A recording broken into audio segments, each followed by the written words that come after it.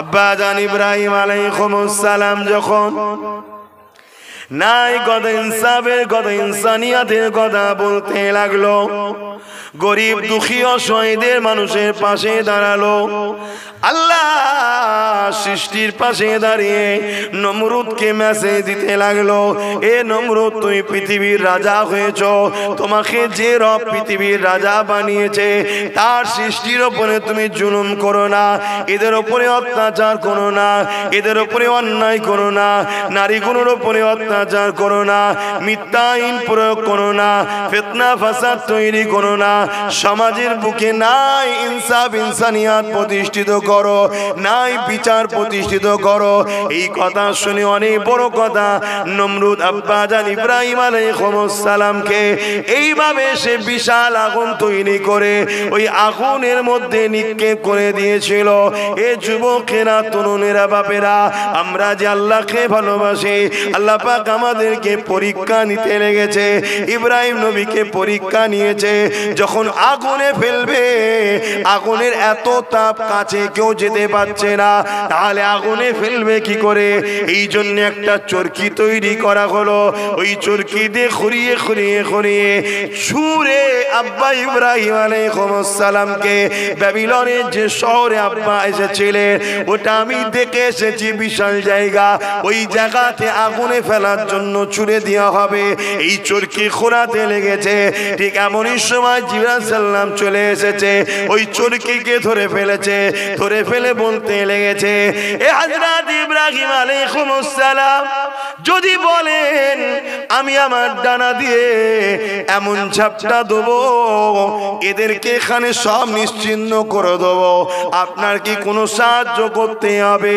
ইব্রাহিম আলাইহিস সালাম বলেছিলেন, এ হযরত জিবরাইল রে, আমার আল্লাহ আমাকে কঠিন পরীক্ষা নিচ্ছে, এই পরীক্ষার সময় আপনি ডিস্টার্ব করবেন না, চলে যান, আগুনে পড়ছি, এটা আমার আল্লাহ দেখছে। ইব্রাহিমকে যদি আল্লাহ বাঁচায়, অবশ্যই বাঁচাতে পারে, আর ইব্রাহিমকে যদি আগুনে পড়িয়ে আল্লাহ খুশি হয়, আমি আমার আল্লাহর জন্য একবার নয়, 1000 বার যদি পুনরায় জিন্দা করে, 1000 বার আল্লাহর জন্য পুড়তে মরতে রাজি। আরো জোরে বলুন সুবহানাল্লাহু গফুরুর রহিম।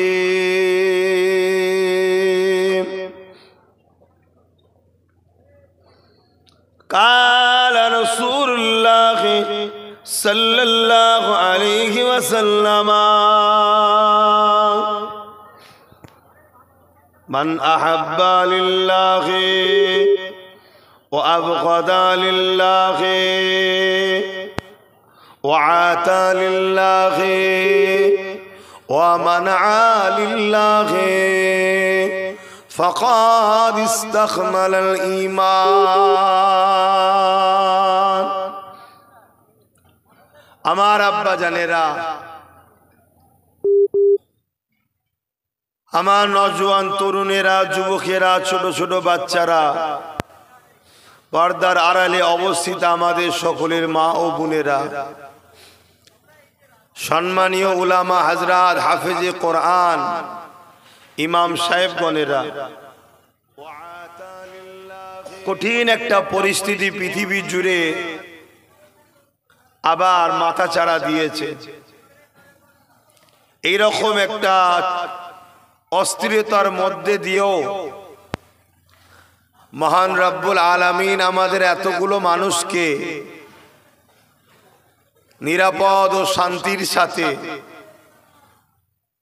পছন্দ করে ভালোবেসে একটা জায়গায় বসতে দিয়েছেন, যে জায়গাটা হলো রিয়াজুল জান্নাহ, জান্নাতের একটা টুকরা, যে জায়গায় বসলে ছোট ছোট গুনাহগুলো আল্লাহ মাফ করে থাকেন। জোরে বলুন সুবহানাল্লাহ। যে জায়গায় 1 ঘন্টা দিন শিকার জন্য বসলে 40 বছরের নফল ইবাদতের থেকেও নেকি বেশি হয়। জোরে বলুন সুবহানাল্লাহ। যে জায়গায় বসলে আল্লাহ রাজি হয়, সেই রকম একটা জায়গায় আল্লাহ আমাদের ঘরে গুনার পাহাড় মাথায় নিয়ে এত গুনাহ করার পরও আল্লাহ যে এখনো পছন্দ করে বসতে দিয়েছে, তাই সকলে শুকরিয়া আদায় করে বলি আলহামদুলিল্লাহ। পরিস্থিতিকে সামনে রেখে কয়েকটা কথা আপনাদের কাছে বলছি। সর্বপ্রথম কথা হলো, আমরা ইসলাম ধর্মের অনুসারী, এজন্য আমরা আল্লাহ দরবারে শুকরিয়া আদায় করে বলি আলহামদুলিল্লাহ। একটু খুশি হয়ে বললেন না? আরো উচ্চ আওয়াজে দিল খুলে বলুন আলহামদুলিল্লাহ। এই পৃথিবীতে হাজারো ধর্ম আছে, আমার ভারতবর্ষতেও রয়েছে। যার যেটা পছন্দ, যার যেটা বিশ্বাস, যার যেটা আকীদা, তার কাছে অন্য কোন ধর্মের পক্ষেও নয় বিপক্ষেও নয়। অর্থাৎ আলোচনা করাকে আমি পছন্দ করি, পক্ষে বিপক্ষে আলোচনা করাকে পছন্দ করি না। কেননা আল্লাহ আমাকে এমন একটা ধর্মে মিলিয়েছে যে ধর্ম সম্বন্ধে সৃষ্টিকর্তা কোরআনে নিজে বলছেন, ইন্নাদ দীনা ইনদাল্লাহিল ইসলাম। হে বিশ্বের মানুষ, ইসলাম, আল্লাহ রব্বুল আলামিন বলছে আমার মনোনীত পছন্দনীয় ধর্ম হলো ইসলাম। জোরে বলুন সুবহানাল্লাহ। কিন্তু দুঃখের সাথে বলতে হয়, পুরো পৃথিবী জুড়ে আজ যেন একটাই আওয়াজ উঠেছে, ইসলামকে মুছে দাও, মসজিদগুলোকে ভেঙে দাও, মাদ্রাসাগুলোকে ভেঙে দাও। মাদ্রাসায় আতঙ্কবাদী জঙ্গি তৈরি হয়, সমাজ বিরোধী হয়, কবরস্থানগুলোকে মিটিয়ে দিয়ে বড় বড় বিল্ডিং করো। এক কথায় সবার যেন একটা মনে ইসলামের পিছনে লাগার পুরো পৃথিবী জুড়ে একটা যেন হাওয়া নতুন করে উঠেছে। তুমি শুনতে এসছো না মিডিয়া করতে এসছো? এই ছেলেটা জিজ্ঞেস করছি, কি করতে এসছো তুমি? মিডিয়ার লোক? হ্যাঁ, এমনি মার খাচ্ছিস নি তোরা? তোরা মার খাবার উপযুক্ত হয়েছিস, এসেছিস ভালো জায়গায়, ভালোভাবে বস। এই রাস্তাটা পুরো ভিড় করে ফেললো। হ্যাঁ, এই কি কথা? ভলেন্টিয়ার গুলো তোমরা ব্যাচ পুরো শুধু ফটো তুলছো নাকি না সেলফি তুলছো? হ্যাঁ, আমি তো বলছি যার ভালো লাগবে না আমার শুনতে হবে না। তাবারুক আছে নাকি? আমার পরে আরো উলামা আছে, তাহলে তাবারুক যখন দেবে, তাবারুক দিবার আগে সিগন্যালও আছে, তো বুঝতে পেরে যাবে, এসে তাবারুক নিয়ে নেবে, মিটিয়ে যাবে। আমার নবী পাকের আদর্শ শোনেন। আল্লাহ নবী যখন রাস্তা দিয়ে যেতেন, শুনছেন? আল্লাহ নবী যখন রাস্তা দিয়ে যেতেন, রাস্তায় যদি কোনো পথচারী মানুষের ক্ষতিকারক কিছু পড়ে থাকতো, নোংরা আবর্জনা, কাঁটাযুক্ত পাথর, ইট পাটকেল, যেটা মানুষের কষ্ট হবে, আল্লাহ নবী সেগুলো নিজে হাতে করে সাইড করতেন, যাতে যাতায়াতের মানুষের কষ্ট না হয়। নবীর দেখা দেখি সাহাবা হুজুররা শিখেছেন। একদিন একটা ইহুদি ধর্মগুরু, যাদেরকে রাহেব বলা হয়, রাস্তা দিয়ে যাচ্ছে, খুব নোংরা রয়েছে রাস্তায়, তারও পিছনে তার ভক্ত অনুসারী, মুরিদ, শিষ্য যাই বলেন আছে। ওই ইহুদি রাহেব বলছে, এই রাস্তায় মনে হয় মুহাম্মদ রসুলের অনুসারীরা যায় না। কেন, কি করে বললেন? না, এই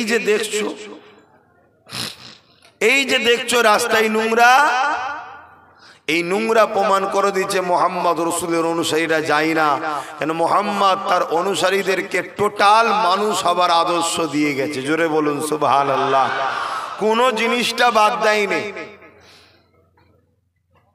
নুন খাবার কি দোয়া, সেটাও শিখিয়ে দিয়ে গেছে। বাথরুমে কিভাবে কোন পা আগে দিতে হয়, কোন পা পিছনে দিতে হয়, ওটাও শিখিয়ে গেছে। অনেকে ভাবেন বাথরুমে ঢুকালিয়ে তো দরকার, আগে পিছুর কি আছে? না, মসজিদে কোন পা আগে দিতে হয়, বেরোবার সময় কোন পা আগে দিতে হয়, ওটাও হুজুর শিখিয়ে গেছে। 1500 বছর পরে বিজ্ঞান বলছে বিজ্ঞান বলছে ডান দিকে যে পাটা থাকে, যখন ডান দিকে কোনো পা আগে থাকে ডান দিকে, সেই পাটা ডান দিকে যেটা থাকে, মানুষ সেই দিকে স্ট্রোক হলে সেই দিকে ঝুঁকে পড়ে। ধরুন আপনি টয়লেটে ঢুকছেন, প্রথম বাঁ পা দিয়েছেন, ডান পা পরে দিচ্ছেন, ওই মুহূর্তে যদি আপনার স্ট্রোক হয়, কোনো সমস্যা হয়, তাহলে আপনি পিছনে আসবেন। তাহলে ইসলাম চাইছেন আপনি টয়লেটের মতো জায়গায় যে মরেন, পিছনে এসে মরেন। আবার মসজিদে যখন ঢুকাচ্ছে বলছে ডান পা আগে দে, কেন? ওই অবস্থায় যদি কিছু হয় আপনি সামনের দিকে ঝুঁকে যাবেন, আল্লাহর ঘরে গিয়ে ইন্তেকাল করবেন। আবার বেরোবার সময় বলছে বাঁ পা আগে দে, কিছু যদি হয় তখন ডান পা পিছনে, তখন ব্যাকে ফিরে আসবি সেই খোদার ঘরে। তাহলে ইসলাম কত সূক্ষ্ম সূক্ষ্ম জিনিস শিখিয়েছে, ঠিক তেমনি এটাও শিখিয়েছে রাস্তায় কিছু পড়ে থাকলে সেটাকে সরিয়ে ফেলে দিবা। আজকে সেই নবীর উম্মাত হয়ে আমাদের আদর্শ নষ্ট হয়ে যাওয়ার জন্য আজ বাপ আমাদের ওপরে সবাই আগুল তুলছে। তবে এই আগুল তোলা নতুন নয়, আগেও তুলেছিল। আগে তোলার এখন তোলার মধ্যে একটা লস এখন, আর আগে ফায়দা ছিল। আগে যতজন ইসলামের উপর আগুন তুলেছে, হয় সেই ইসলাম কবুল করেছে, আর না হয় তার খানদান পরিবার ইসলাম কবুল করে নিয়েছে। জোরে বলুন সুবহানাল্লাহ। ইসলামের উপরে জুলুম করার উদ্দেশ্যটা কি? প্রথমে জানতে হবে সালাম থেকে ইসলাম, যার ওয়ার্ডের মানে হলো শান্তি, অর্থাৎ এমন জীবন ব্যবস্থা যেটা দ্বারা আপনি শান্তি পাবেন। এক কথায় নিজেকে আল্লাহর কাছে সুপে দেওয়া, আল্লাহর বিধানের সামনে মাথা নত করা, যাতে করে আপনি দুনিয়া আখিরাতের কল্যাণ পান। কিন্তু এর ব্যাপক অর্থ কি? ইসলাম অন্যায়কে মিটিয়ে, জুলুমকে মিটিয়ে, মিথ্যাকে মিটিয়ে, স্বৈরাচারীকে মিটিয়ে, কি বলে অন্যায় অসভ্যতাকে মিটিয়ে সমাজের বুকে শান্তি প্রতিষ্ঠিত করার নাম হলো ইসলাম। জোরে বলুন সুবহানাল্লাহ। আপনারা যদি ইতিহাস দেখেন, যুগে যুগে দুই শ্রেণীর মানুষ ইসলামের উপরে সব থেকে বড় দুশ্মন ছিল। কথা কোনো মন দিয়ে শুনবেন, সব থেকে বড় দুশ্মন ইসলামের দুই শ্রেণীর মানুষ ছিল, আর এদের হাতের পুতুল ছিল মূর্খ মানুষগুলো। প্রথম নম্বর ইসলামের দুশ্মন ছিল অত্যাচারী শাসক। অত্যাচারী শাসক। কেন অত্যাচারী শাসক ইসলামের দুশ্মনী করেছে? কেন অত্যাচারী শাসক জানে ইসলাম জুলুমের বিরুদ্ধে জিহাদ করাকে ফরজ করেছে। জোরে বলুন সুবহানাল্লাহ। দ্বিতীয় নম্বর হলো ধর্মের নামে যারা ভণ্ডামি করে, ধর্মের নামে যারা কুসংস্কার দেয়, ধর্মের নামে যারা অসভ্যতা বর্বরতা, ধর্মের নামে যারা নারী দেহ শোষণ করার কারখানা খোলে, ধর্মের নামে গরিব মানুষগুলোকে নিজেদের উপাসনা, নিজেদের দাসত্বের বশ্যতা স্বীকার করে, ধর্মের নামে যারা মানুষের প্রভু হবার স্বপ্ন দেখে, এরা যুগে যুগে ইসলামের চরম বিরোধী করেছে। কেন? ইসলাম দাসত্ব প্রথাকে ভেঙে দিয়ে মানুষকে এক রব, এক প্রভু সৃষ্টিকর্তার দাসত্ব করা শিখিয়েছে। জোরে বলুন সুবহানাল্লাহ। আরো জোরে বলবেন না? তাই যুগে যুগে ইসলামের সাথে এই দুই শ্রেণীর লোকের বিশাল টক্কর হয়েছে। আমরা যদি ইতিহাসে দেখি, ইসলামের সঙ্গে ফেরাউনের বিরাট টক্কর হয়েছে। ফেরাউন ছিল জালিম, ফেরাউন ছিল স্বৈরাচারী, ফেরাউন ছিল অত্যাচারী রাজা, ফেরাউন ছিল অত্যাচারী শাসক, ফেরাউন ছিল লুটেরা বদমাইশ নেতা, ফেরাউন ছিল সমাজ বিরোধী, সভ্যতা বিরোধী, ইনসাফ বিরোধী, নারী দেহ শোষণ করা, মানুষকে কৃতদাস দাসী বানানো চক্রান্তকারী একটা জালিম আতঙ্কের নাম ফেরাউন। গরিব দুঃখী অসহায় মজলুম, শোষিত লাঞ্ছিত বঞ্চিত অপমানিত আল্লাহর সৃষ্টি মানুষ্য জাতিগুলোকে জোর করে ফেরাউন তার রাজত্বের পাওয়ার চাপিয়ে দিয়েছিল। চাপাতে চাপাতে একদিন ছোট ছোট মূর্তি তৈরি করলো ফেরাউন, নিজের ফটো দিয়ে, নিজের অবিকল নকশা দিয়ে মূর্তি বানালো, মানুষের বাড়ি বাড়ি পৌঁছে দিল, এটাই হলো তোমাদের খোদা, এর উপাসনা করো। যে করবে না তার ধর থেকে কল্লা আলাদা হয়ে যাবে।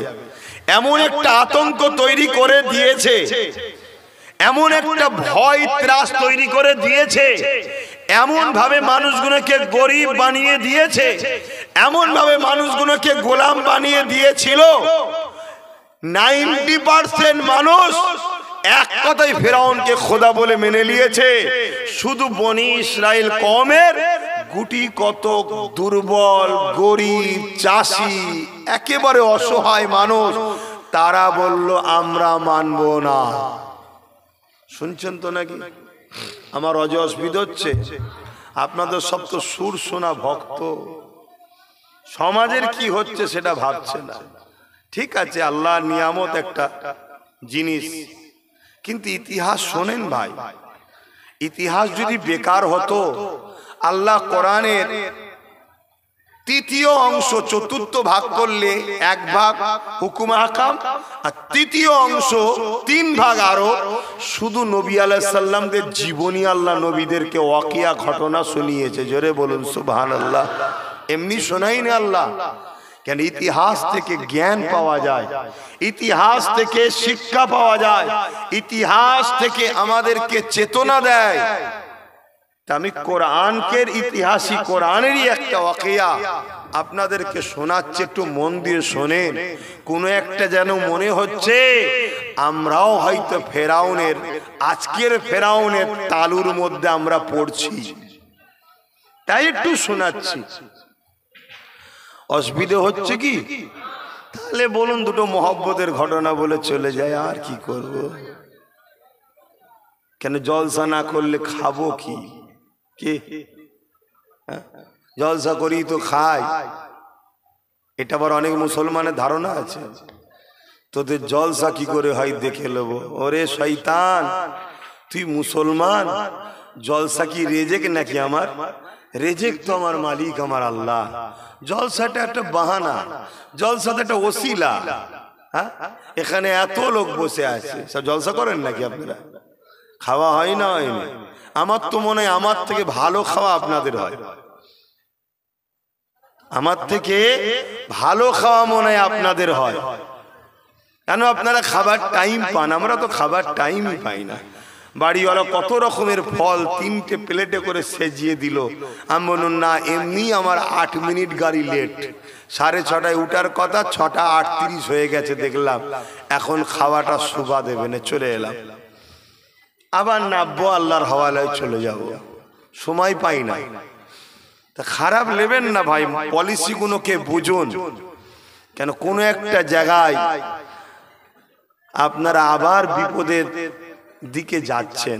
হয়তো এতদিন চুলো কি বলে কড়াতে ছিলেন, কড়া পর্যন্ত নাকি পাত্রে ছিলেন, কোনো এক জায়গায় যেন এবারে আপনাদের ঘরে নিয়ে পুরো ডাইরেক্ট চুলোতে ফেলার একটা পরিকল্পনা চলছে। আর মনে রাখবেন, যুগে যুগে ইসলামের বিরোধী যারাই করেছে, পরাজিত তারা হয়েছে, বিজয় কিন্তু ইসলামেরই হয়েছে। জোরে বলুন সুবহানাল্লাহ। তবে হ্যাঁ, সলিড মুসলমান যতক্ষণ না হয়েছে, আল্লাহ জালিম হুকুমত দিয়ে মুসলমানকে পিটিয়েছে, মুসলমানকে উপযুক্ত বানিয়েছে, শাস্তি দিয়েছে, ট্রেনিং দিয়েছে। যেমন একটা অস্ত্রকে উপযুক্ত না বানানো পর্যন্ত দেখবেন তাকে অস্ত্র তৈরিকারক আগুনে দেয়, আবার পেটে, আবার আগুনে দেয়, আবার পেটে, কি করে না? করে না। এই পর্যন্ত আল্লাহ জালিমদের দিয়ে পিটিয়ে পিটিয়ে পিটিয়ে পিটিয়ে আল্লাহ উপযুক্ত অস্ত্র বানিয়েছে। যখনই সে উপযুক্ত মুসলমান হয়েছে, আল্লাহ তার দ্বারা পৃথিবীতে আবার বিজয় দিয়েছে। জোরে বলুন সুবহানাল্লাহ। মনে রাখবেন, আমরা আমাদের কর্মের ফল ভোগ করি। আল্লাহ কখনো কারোর উপরে জুলুম করেন না, তিনি জালিম নয়, তিনি মজলুমদের সাথী। জোরে বলুন সুবহানাল্লাহ। তো যে কথা বলছিলাম, ফেরাউন অনেক অত্যাচার করেছে, অনেক জুলুম করেছে। আল্লাহ পাক ওই মানুষ জাতিকে পরীক্ষা নিয়েছে। ওর মধ্যে থেকে অনেক আবার আল্লাহ ভুলা হয়ে গেছিল, ফেরাউনের দ্বারা তাদেরকে আল্লাহ আবার মূল স্রোতে ফিরিয়ে এনেছে। তারা যখন মূল স্রোতে ফিরেছে, আল্লাহ তাদেরকে উপযুক্ত লিডার দিয়েছে, হযরতে নবী মুসা আলাইহিস সালাম। আল্লাহ তিনার বরকতে আবার ফেরাউনের রাজত্বকে ধ্বংস করে পৃথিবীর বুকে আবার হাসি, ইনসাফ, ইনসানিয়াতের সমাজ, ন্যায়ের সমাজ মুসা নবীর দ্বারা আল্লাহ প্রতিষ্ঠিত করিয়েছেন। জোরে বলুন সুবহানাল্লাহ। যুগে যুগে এই দুই লড়াই হয়েছে, শয়তানের চেলার সাথে রহমানের অনুসারীদের লড়াই হয়েছে যুগে যুগে। এরপরে চলে আসুন আব্বাজান হযরত ইব্রাহিম খলিলুল্লাহ, তিনার সময়ে তো দেখুন একজন পৃথিবীর রাজা হয়েছিল, নাম কি বলুন? নমরুদ। আচ্ছা বলুন, নমরুদ যে পৃথিবীর রাজা হলো, ওই নমরুদকে সৃষ্টি কে করেছে? সবাই বলবেন না। নমরুদকে পৃথিবীর রাজাটা বানিয়েছে কে? তখন তো ভোটাভুটি সিস্টেম ছিল না, ক্ষমতা যার এলাকা তার। এখন যেমন আস্তে আস্তে এসব উঠে যাচ্ছে, ক্ষমতা যার এলাকা তার, নামকে অস্তে কোটি টাকা খরচ করা হয়, মূলত ক্ষমতা যার এলাকা তার। তা নমরুদ কে রাজা বানিয়েছিল কে? আল্লাহ এত বড় একটা জালিমকে রাজা বানালো, যে কিনা রাজা হয়ে ইব্রাহিম নবীকে বলল তোমার খোদার সঙ্গে লড়াই করব। জানেন তো নাকি? তা আল্লাহ একে খোদা করলো কেন? বুঝার ব্যাপার আছে না নাই? দুটো কারণ, এর থেকে বেশি আল্লাহু আলাম, আল্লাহ আরো ভালো জানেন। একটা হলো মুমিনদের ঈমানের পরীক্ষা।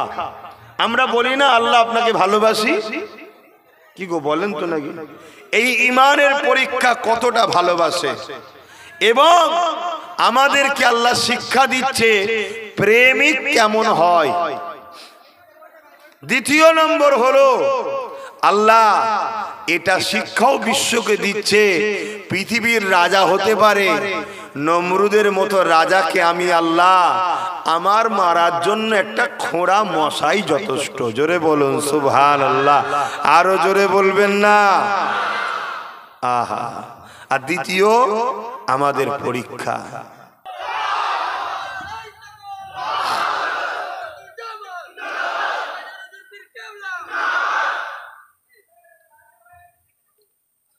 আমাদের আব্বাজান হন তো ইব্রাহিম নবী। কি গো, আপনারা ইব্রাহিম নবীর সন্তান তো নাকি? প্রত্যেকটা মুসলিমের পিতা আব্বা জিসাল্লাম। আপনাদের কত বড় নসিব, একটা নবীর বেটা আপনারা। কিছু বেটা হয় রক্তের, কিছু বেটা হয় অন্তরের, ইমানি সম্পর্ক। আপনারা ইমানি বেটা, অন্তরের বেটা, কিন্তু বাপ তো এই নবী একজন। আপনাদের বাপের ইমান কি আগুনে পড়ছে, এই অবস্থায় ফারিস্তা জিবরাইল এসেছে, তাকেও বলছে না। আল্লাহ দেখছে, যদি আল্লাহ ইব্রাহিমকে বাঁচাতে চান বাঁচব, আর যদি পুড়িয়ে তিনি খুশি হন, আল্লাহর খুশির জন্য আমি 1000 বার পড়তে রাজি, কিন্তু আল্লাহ ছাড়া অন্য কারো কাছে সাহায্য চাইতে রাজি। জোরে বলুন। আমরা তো সেই বাপের সন্তান, আমাদের দশাটা কি বলুন? আমরা তো আল্লাহ ছাড়া সবার কাছেই হাত পাতি, শুধু আল্লাহর কাছেই পাতি না। আমরা আল্লাহ ছাড়া সবার উপরেই ভরসা করি, শুধু আল্লাহর উপরে ভরসা করি না। কথা কি খুব ভুল বলে ফেললাম? আমাদের ক্যারেক্টার, আমাদের চরিত্র, আমাদের আদর্শ, আমরা রং রুটে যাওয়ার জন্যই তো আজকে আমাদের উপরে জালিমদের ঘরে আল্লাহ বসিয়ে দিয়েছে, আমাদেরকে সাইজ করার জন্য। কোরআনের সূরা বাকারার মধ্যে আল্লাহ বলছেন, তোমার যখন আমি আল্লাহ আমার রাসূলকে ভুলে যাবে, যাদের ঘরে তোমরা আপন করে নেবে, আমি আল্লাহ তাদের হাতে তোমাদেরকে জিল্লাত দেব, তাদের হাতে আমি আল্লাহ তোমাদেরকে শাস্তি দেব। আজকে মসজিদ গুলো ফাঁকা যায়, আর বেঈমান নেতাদের মিটিং মিছিলে কোনোদিন লোকের অভাব নাই। তাহলে আল্লাহ আমাদেরকে ছাড়বে? ওই বেঈমানদের হাতেই দেখুন আজকে আমাদের মসজিদ সুরক্ষিত নয়। যাদেরকে আমরা মাথায় তুলে নাচলাম তারাই দেখুন আমাদের মসজিদকে এখন ভেঙে ফেলার প্ল্যান করছে, তারাই দেখুন আমাদের মসজিদের বিরুদ্ধে আইন তৈরি করছে। কথা কিছু মাথায় ঢুকছে না? ঢোকেনি? আল্লাহর কথা মিলছে? আচ্ছা, পৃথিবীর সব মসজিদ যদি ভেঙে যায় আমার আল্লাহর রাজত্ব চলে যাবে? এই আল্লাহর জায়গায় অন্য কেউ বসবে নাকি? পৃথিবীর সব মাদ্রাসা যদি বন্ধ হয়ে যায়, আরে আমার রাসূল পাক সাল্লাল্লাহু আলাইহি ওয়াসাল্লামের কোনো ক্ষতি আছে? অন্ধকার জিহালাত যদি শুরু হয়, ক্ষতি তো তোমার আমার। যেদিন নাই ছিল না ইনসাফ, ছিল না মনুষ্যত্ব, ছিল না আবু জেহেলের সাম্রাজ্য চলছিল, ওই দিন বাপ বেটির সাথে, বেটি ভাই মায়ের সাথে, ছেলে মায়ের সাথে, এবং বাপ নিজের মেয়েকে জ্যান্ত পুঁতে দিতে। এই ছিল পৃথিবীর চরিত্র। তোমরা যদি মনে করো আবার সেই চরিত্র ভালো, তাই ইসলামকে মোছো। হ্যাঁ, যেখানে ইসলাম মোচা হচ্ছে আমরা দেখছি তো, গুকে পর্যন্ত খাওয়া ছাড়েনি, মুখকে পর্যন্ত খাওয়া ছাড়েনি। সমাজে ঘটছে না? ঘরে নিজের বাপকেও বে করছে, নিজের মেয়েকেও বে করছে, নিজের মাকেও বে করছে। সমাজের মধ্যে ঘটছে না? ঘটেনি? কেন? ইসলামের আদর্শ নেই, তাই ইসলাম আস্তে আস্তে চলে যাচ্ছে। আল্লাহ বলেছেন না যে আমি ইসলাম এলেম, এলেম বলতে কি মানে দিনের জ্ঞান, এলেম আমি উঠিয়ে নেব। চুরি করার এলেম তুলবে না, দিনের জ্ঞান তুলবে। চোরেদের কত কোয়ালিটি বেরিয়েছে দেখেন না? চোর রাস্তায় বেরিয়ে চিল্লাচ্ছে আজকে চোর ধরো, চোর ধরো। দেখছেন না? চোর মিছিল করছে চোর ধরো, চোর ধরো, চোর ধরো। মানে চোরেদের কোয়ালিটি কত বেরিয়েছে। আমার কথা অসুবিধা হচ্ছে? আল্লাহ পাকের নবী কি বললেন? যে আখিরি জামানায় এলেম উঠিয়ে নেওয়া হবে। এলেম বলতে কি?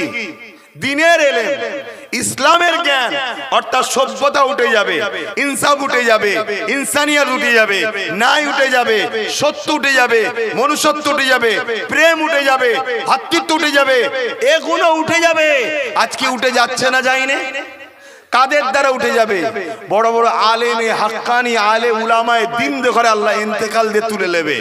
উলামায়ে দ্বীন কারা? যারা এই সমাজকে সভ্যতা দেয়, ইনসাফ দেয়, ইনসানিয়াত দেয়, ন্যায় দেয়, এতিমের হক শিখায়, বিধবার হক শিখায়, মা বাপের মর্যাদা শিখায়, গরিবকে ভালোবাসা শিখায়, নিজের মুলক, নিজের মাতৃভূমিকে নিরাপদে রাখার কথা শিখায়। এরাই হলো তো উলামায়ে হক। শুধু নামাজ পড়ো, রোজা রাখো, আর বাকি ঘুষ, জেনা, ব্যভিচারী, লুট কাটারি যা পারো করো, এ বিষয়ে কোনো কথা বলবে না। এরা কখনো উলামায়ে হক নয়। উলামায়ে হক যেমন নিজের ব্যক্তি জীবনের জন্য, তোমার দাসত্বের জন্য সেজদা করা দরকার, রোজা করা দরকার, মালদার হজ করা দরকার, যাকাত দেওয়া দরকার, তেমন প্রতিবেশীকে ঠিক রাখার জন্য তোমাকে শিখাবে এতিমকে ভালোবাসো, বিধবাকে ভালোবাসো, মা বাপকে সম্মান করো, বড়দের সম্মান করো, ছোটদের স্নেহ করো, নিজের রাষ্ট্রকে ভালোবাসো। রাষ্ট্রবাসী যে কোনো ধর্মের হোক, তোমার প্রতিবেশী, তাদেরকে প্যার করো। কেন রাসূল বলেছেন যে প্রতিবেশীকে আঘাত করে সে আমি নবী, আমার কেউ নয়। শুনছেন তো নাকি? তাহলে মুসলমান বুকে হাত দিয়ে বলো আমাদের প্রতিবেশী কারা? বলো। আমরা তো ভারতে বসবাস করি, আমাদের নেতা হযরত মুহাম্মদ সাল্লাল্লাহু আলাইহি ওয়াসাল্লাম, তাই তো নাকি? একটু হাত তুলে বলো রাসূলকে লিডার বলে কারা মানেন, রাসূল বলে মানেন, হাত তুলে দেখান। এই হাত সত্য তো? তাহলে বলুন আমাদের প্রতিবেশী কারা? হয় হিন্দু, নাই আদিবাসী। আরে মুসলমান, মুসলমানের প্রতিবেশী কি করে? ও তো আমার ভাই হয়, প্রতিবেশী। আমার প্রতিবেশীর কথা বলছি। মুসলমানদের প্রতিবেশী কারা? ইসলাম ধর্মের প্রতিবেশী কারা? বলো। হয় হিন্দু, নাই আদিবাসী, হয় শিখ, নাই পাঞ্জাবি, নাই দলিত, নাই মতুয়া। কি ঠিক না বেটি? তো রাসূল বলছেন যদি তোমরা প্রতিবেশীকে ভালো না বাসো, তোমরা আমার কেউ নয়। তাহলে আমরা প্রতিবেশীকে ভালোবাসি? বলো। আমাদের আখলাকে সেটা পাওয়া যাচ্ছে না? ভাইজান সবই ঠিক আছে, আমরা তো ভালোবাসি, কিন্তু আপনি দেখতে পাচ্ছেন না আমাদের মসজিদগুলোয় কি হচ্ছে? আমাদের মসজিদে এসে ব্যানার বাঁধছে, আমাদের মাদ্রাসার সামনে এই হচ্ছে, আমাদের এই হচ্ছে। ভাই, সবাই যদি তোমার মসজিদ মাদ্রাসার সামনে ব্যানার বাঁধতো, তাহলে তোমরা কি আর এখানে বেঁচে থাকতে পারতে? এটা তোমার মাথায় ঢোকে না? তো 10 জন পাপ করছে বলে তুমি 90 জনকে খারাপ বলছো কেন? তোমার 90 জনের সঙ্গে এমন ব্যবহার করতে হবে, ওই 90 জন তাদের দাবিদার 10 জন যারা অন্যায় করছে তাদেরকে পিটি ঠান্ডা করে দেবে। তুমি কেন রিস্ক নিচ্ছ? আমি কি বুঝাচ্ছি, বুঝছেন তো নাকি? খুব ভালো করে বোঝেন। আজ বড় দুঃখ, আমরা রসুল ভোলা হয়ে গেলাম।